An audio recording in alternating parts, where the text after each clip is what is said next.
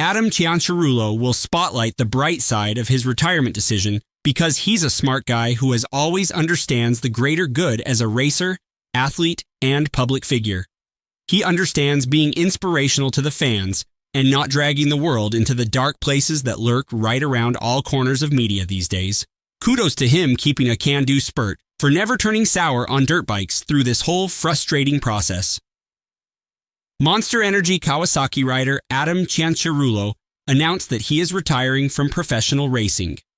The 27-year-old Floridian has decided to conclude his professional racing career at the end of the Monsterenergy Supercross season in May, signifying the end to a 20-year journey with Monsterenergy Kawasaki Team Green, Monsterenergy Pro Circuit Kawasaki, and the Monsterenergy Kawasaki factory team. What do the final 5 races of Adam Cianciarulo's career look like? Adam Cianciarulo announced his retirement from professional racing, which will come at the end of Monsterenergy Supercross in 2024. That sets in motion a quick retirement tour that will no doubt commence as the well-liked Floridian will have tons of fanfare surrounding the final 5 races of his career. So is there some magic to be had? Cianciarulo's best result so far was an 8th in San Francisco, and he unfortunately crashed out of St. Louis after he and Mitchell Oldenburg came together in the first race of the night. It was a shame because Cianciarulo had looked great throughout the day and was in second place when his night-ending crash happened.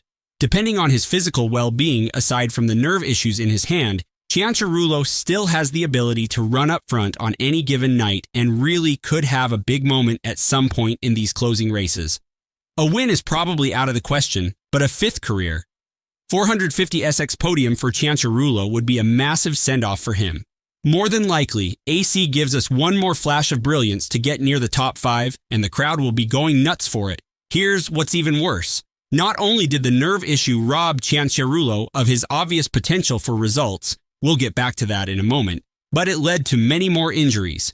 Adam says he crashed in Orlando in 2021 because he had issues with the throttle control, similar to arm pump. That led to a broken collarbone. Then his hand slipped off the bars in the 2022 preseason, which led to an AC separation in his shoulder. He tried to tough it out and made it to the start of that year, but riding with such a weak shoulder led to trouble in the whoops at the 3rd race, a torn ACL, and basically an entire missed season. Thus, his legacy is unfortunate, perhaps unfulfilled, but untarnished. He had the ability, and he gave it everything he had. Everything else is just numbers on a piece of paper, and those are not the true measure of a person.